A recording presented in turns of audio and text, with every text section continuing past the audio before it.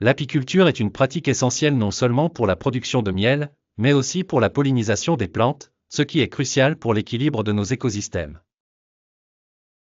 Pour assurer la santé et la productivité des abeilles, il est primordial de leur fournir une alimentation adéquate, surtout pendant les périodes où les sources de nectar sont rares.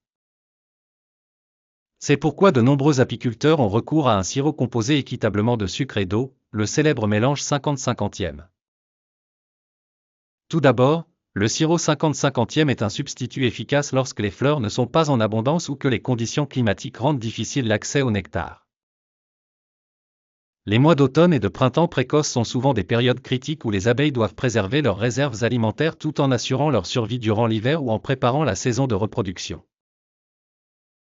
Fournir un sirop 50-50e permet de compenser le manque de ressources naturelles et de soutenir les colonies durant ces moments vulnérables. Le mélange en lui-même est simple à préparer, une part de sucre pour une part d'eau. Cette proportion aide à reproduire la consistance du nectar, rendant le liquide plus accessible aux abeilles qui n'ont pas à investir beaucoup d'énergie à convertir le sucre en nourriture utilisable. De plus, le sucre utilisé est généralement du sucre blanc raffiné qui ne contient pas d'éléments additifs pouvant nuire à la santé des abeilles. Il est également crucial de rappeler que le but de cette alimentation complémentaire est de maintenir une colonie en bonne santé et non d'habituer les abeilles à dépendre entièrement de sources non naturelles. Un nourrissage temporaire veille à soutenir les abeilles sans perturber leur comportement naturel de recherche de nourriture, crucial pour leur rôle de pollinisateur.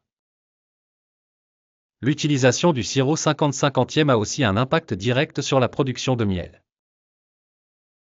Une colonie bien nourrie et en bonne santé est plus apte à produire du miel de qualité. En revanche, une colonie affaiblie par un manque de nourriture pourrait être plus sujette aux maladies, réduisant ainsi sa productivité et pouvant potentiellement entraîner la perte de la colonie. Bien sûr, il est important de suivre de bonnes pratiques apicoles lors de l'alimentation artificielle. Les nourrisseurs doivent être propres pour éviter la propagation de maladies. La quantité et le moment doivent être judicieusement choisis selon le climat local et la force de la colonie.